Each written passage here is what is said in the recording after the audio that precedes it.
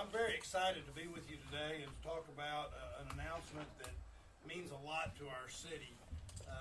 Before I get started, I want to say thank you to our city manager and his team for what we're getting ready to talk about, because this is the kind of work where we're getting something done at City Hall that will be done in such a way so that we better meet the needs of our city personnel and the people who access the services of the city. It's also going to put our personnel in a place where they can better serve our residents. What we're going to talk about today is buildings that we're getting ready to purchase that will be part of a public safety headquarters. And the conditions of the buildings that we currently house our public safety personnel in, both fire, EMS, and police, the conditions of these buildings create a situation that's really terrible for our city employees and anyone who has to frequent those buildings. Sort of the official term that gets used is that these buildings are suboptimal.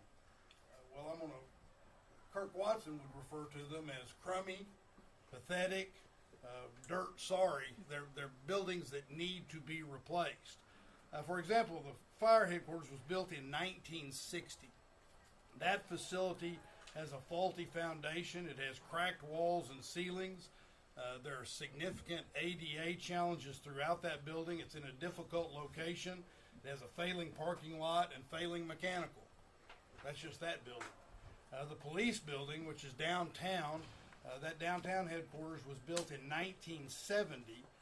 It's overcrowded and it's functionally obsolete. It's largely inaccessible to the public, which is perhaps a good thing if you stop and think about it, because it has rodents, wastewater breaks and leaks, non-functioning bathrooms, and failing mechanical. And the Emergency Medical Services building is located in a converted nursing home. The EMS headquarters has multiple systems that are beyond their useful life, including the fire alarms and detection systems, the fire protection system, piping and ductwork system, electrical branch wiring, roof covering, water distribution, and sanitary waste system. So, again, suboptimal doesn't really describe it. But today, Didn't get that. oh, Try again. yeah, suboptimal. Suboptimal. That's dirt sorry. Yeah, that's right. Yeah, dirt sorry. Yeah. Yeah, that's right. Today, we're happy to be announcing that the City Council on October 24th will consider approving the acquisition and renovation of a 386,000 square foot property along Barton Skyway to serve as a consolidated headquarters for all three public safety departments. This is a cost-effective, efficient, and more sustainable solution compared to leasing or constructing new buildings or trying to remodel and fix the current headquarters. I'm going to let others talk about the details of that, but I want to say that this is the kind of thing where we're getting it done. And again, I want to thank the manager and his professional staff for getting us here. And we're joined also by Councilmember Paige Ellis, and I know she joins me in that thanks to the manager and his staff. We're getting it done, but this is also a demonstration of our commitment to strong public safety. And it reveals that we have the backs of our public safety professionals because they have our backs. And so with that, I'll now turn it over to our city manager, T.C. Broadnax, to say a few words and give you some more detail. Thank you, Manager. Thank you, Mayor. This is a vision that is more than 20 years in the making, to have all of our public safety departments headquartered in one facility. The mayor mentioned some of the challenges we're facing with the old, outdated, and frankly unacceptable conditions of our current public safety facilities. We have some pictures here that show a glimpse of what our police, fire, and EMS employees are dealing with. You'll see those on the screen. Now given the current real estate market, particularly the commercial real estate market, we have an opportunity to buy a beautiful, modern facility for less than half, and I'll repeat that, for less than half of what it would take to build a new one. The building is in excellent condition and will require very modest retrofitting to suit our needs. It's in a great location, just across the river from downtown and with easy north and south access.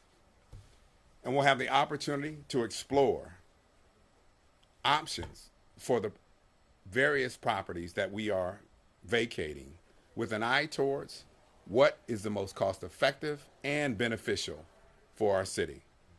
I know our public safety chiefs are especially excited to be co-located so that they can collaborate and communicate as they need to.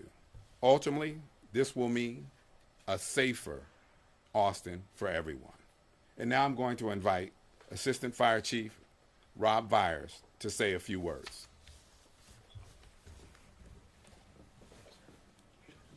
Good morning.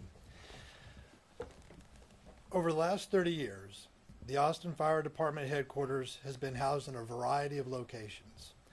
A converted residence, downtown Austin, a building on Festival Beach, a hangar at the former Mueller Airport, and then our current location on Ed Bluestein. The current AFD headquarters is structurally questionable. The building is shifting, leading to cracked walls and ceilings and buckling floors, which have required extensive repairs. AFD personnel at the site endure frequent leaks from the roof, a steep exterior stairwell that poses a hazard during wet weather, and limited access to the only elevator in the building, among other challenges. The condition of our building does not dictate the dedication of our workforce in fulfilling our mission. Austinites expect a robust public safety response when it is needed, and AFD, APD, and EMS work in a partnership to make that happen. The agencies serve our community during calls for service in our neighborhoods, during natural disasters impacting our entire city, and during special events. A shared public safety headquarters will facilitate increased collaboration, as the city manager just mentioned, innovation and efficiency among the three agencies to further support these efforts. The facility will also serve as a physical representation of city leadership's ongoing commitment to public safety to ensure it meets the needs of all who live, work, and play here, and a welcoming place for our community to connect with public safety resources. The Austin Fire Department is grateful to the mayor and council, city management, and the many staff members who have been instrumental in making and getting us to this point, and stand fully behind the endeavor because it benefits both our community and our workforce. With that, I'm going to pass the podium off to Austin Travis County EMS Chief Luckritz. Good morning, everyone. Again, I'd like to thank Watson, and the City Council, and City Manager for all of the great work that they have put in to help us move forward with this amazing project. It is something that we are so excited about, and something that we have been eager to accomplish over the past several years, as we've looked at many options to be able to consolidate all of our public safety headquarters into one facility. This is a huge step forward for us from our public safety infrastructure standpoint. Our headquarters at the RBJ Center in East Austin is, as the mayor mentioned, significantly old, built in the 1970s, deteriorating, and not up to the same standards that we hold for the majority of our public safety facilities across Austin and Travis County. Despite several remodels that we have made on our facility, it still lacks the capacity and the infrastructure for us to hold ourselves to the same standard that we do elsewhere. Our leadership and staff are spread across multiple facilities across Austin and Travis County, and this consolidation will not only allow us to bring our own leadership team together under one facility, but will give us the opportunity to be able to continue to collaborate and work alongside our public safety partners at the Austin Police Department and the Austin Fire Department. We already know that here in the city of Austin, that we have one of the most collaborative public safety partnerships in any city across the United States. The work that we do between the Austin Police Department and the Austin Fire Department and Austin Travis County EMS, and the way that we integrate with one another, is unparalleled and is a model for the nation. Our ability to come together in one facility is going to allow us to continue those partnerships, to find synergies amongst our missions, and improve the overall quality of public safety across Austin and Travis County. We are excited for the opportunity to be able to grow, and this new facility will give us that opportunity to be able to address the needs of the growing city of Austin and Travis County. Again, we'd like to support everyone that has, thank everyone that has supported us in this mission to be able to bring this project together, and we are so excited for what the future may hold for us. Thank you. This time I'll pass it off to Austin Police Chief Lisa Davis. All right, good morning, everyone. I also want to thank everyone, the mayor, council, for this opportunity, and Kim for making it happen from the city manager's team. Our current building on A Street has definitely had its challenges, and I have to say, DCM Fortune, after I was hired and paperwork was signed, said to me, want to apologize for the facilities that you're going to be going to on 8th Street. I don't know if you recall that. But, so yeah, it is. 8th Street is, the building is a challenge. No hot water. No facilities for new mothers to breastfeed. We talk about valuing community engagement and community service, and there's no space in this building to gather. No space for the community to come and for us to meet with them. So that's what's exciting about this new facility, to be able to do that. So I look forward to that. And again, to echo, we collaborate with fire and EMS, and I'm very excited to see where this new building and these new opportunities bring us and what comes of that. Rob and I have already started discussing how EMS and police can work together moving forward. So again, very excited, and I want to thank everyone for this beautiful building that we're going to be moving into. Mayor, turn it over to you. Thank you very much, Chief. Well, you've heard it, and we'll open it up for questions here in just a second. But this is a demonstration of City Hall's and city government's commitment to strong public safety. And as I said before, it reveals that we have their backs. To give you a little bit of the process, the purchase price of this building is $107.6 million. That is less than half the cost to build a new facility. As was indicated by the city manager, we'll also spend a small amount of money, about $13 million, to renovate the space so that it will accommodate the various departmental functions. Again, this is a very cost-effective and efficient and far more sustainable solution compared to leasing or constructing a new building or buildings, or trying to remodel and fix the current headquarters that we have. On Monday, there will be a presentation made to the Public Safety Committee, and then this will be brought forward, as I indicated in my initial comments, on October 24th for the council to vote on this. So with that, why don't I open up? We also, as has been pointed out, we have the deputy of our finance department, deputy director of our finance department, Kimberly Olivares, with us, who's part of the manager's professional team. A lot of work has gone into getting us to this point, and she deserves a lot of credit and a lot of thanks for the work she's done. And we'll probably, depending upon your questions, she will probably be the person that we bring up here to smile at you and answer the questions. Yes, sir. What happens to old APD main? It will wait to be seen yet, but what it does, one of the great things about what we're doing here is it gives us options that you wouldn't otherwise have. That's a property that's owned by the city. It's a property that's owned by the city in a pretty good location, and so it not only are we in a situation where we'll have a new headquarters, but we will also have this property now that can be utilized for something else, can generate revenue for us, something of that nature. Has there been any resistance to this project yet? No, but it's fairly new to be announcing it, and one of the reasons we wanted to announce it is because we want the public to know what it is that we're doing. But no, this is one of those situations that you've heard a couple of people use the phrase, this is a long time coming. This is something that's kind of been an open secret at City Hall for not just a couple of years, or it's almost decades that it's been kind of an open secret that we really need to do something with these headquarters. And one of the problems is that you go year after year with the inability to do something with them. It kind of snowballs and gets worse and worse. That's one of the reasons that there's been so much effort go into doing this and doing it right and taking advantage, as the manager indicated, of the current circumstances in the current market, so that you can get this done. So I believe this is going to be one of those things that people will embrace, say, thank goodness you're getting it done, and let's get this done, let's get going so that we can enhance services. Mayor, that area, Barton Skyway, is basically a big cul-de-sac. It's kind of, once you get in there, I mean, it's not, I guess it's accessible. You got to do a big U-turn around there to get in there. Are they going to do anything to accommodate moving in and out of a lot of different people, like what you're suggesting? Well, it moves a lot of people now, and they've looked at. I'll let Kim answer if I say something that I'll let her answer this. But the truth of the matter is, it's a very functional building for what we want, including the location. The location is 3 miles from where we are right now, so we have the ability to have people that close, and that's not been one of the concerns.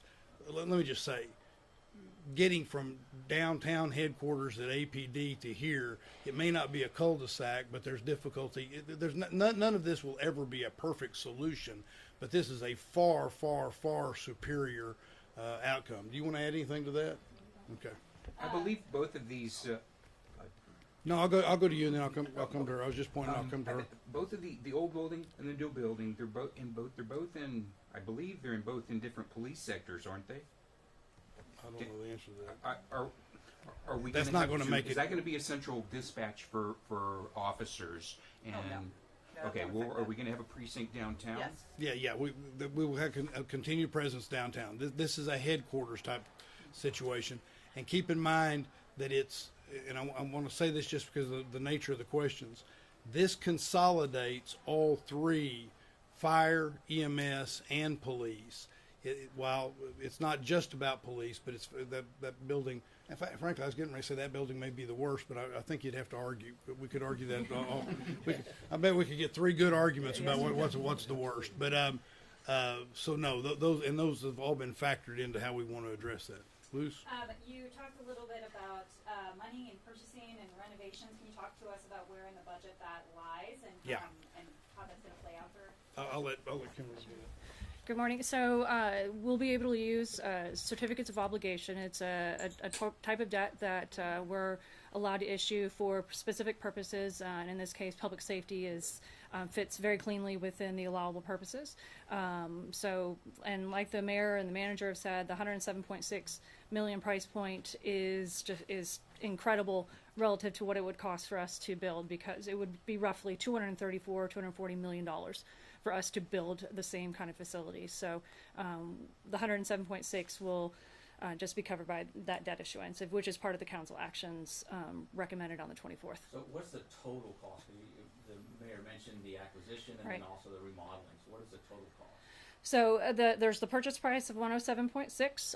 Also in the action, there will be approximately $12.3 million to do some initial renovation work, some exterior type of things, and do the design to make the building public safety operations ready.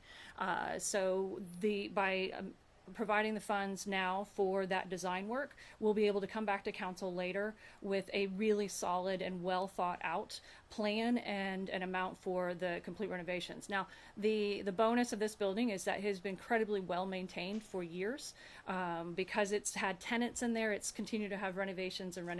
So we're not going to have to replace entire systems.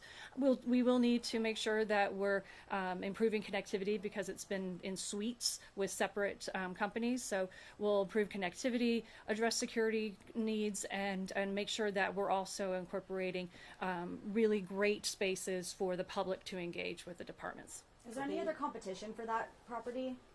We already have a purchase and sales agreement with the current owner, so it is we're under contract for it. Questions about that building? First off, the address?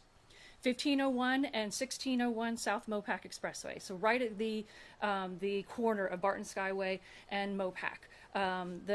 The access north-south, like his said, is fantastic. It also has a transit stop directly in front of the property, so it improves access overall. And Is when it all was for built? When was it built? So there are two buildings. One was built in 1999, the other was built in 2000. But because of the maintenance that has been done, while they're 24 and 25-year-old buildings, technically our property condition assessments actually indicate it's more like a 10 to 15-year-old property.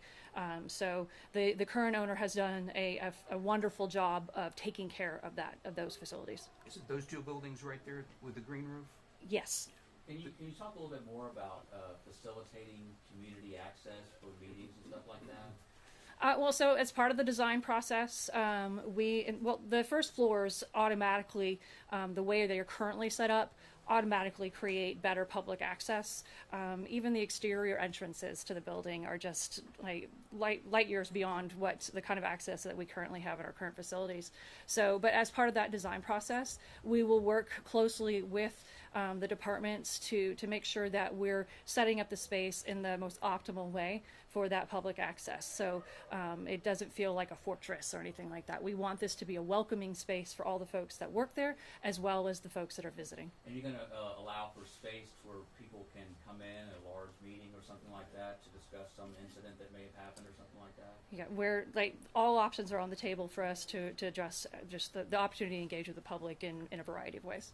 How did the square footage of this new space compare to all three headquarters combined right now? So what we did, we had previously been looking at converting an existing property that we had to, and it was going to be a challenging to accomplish.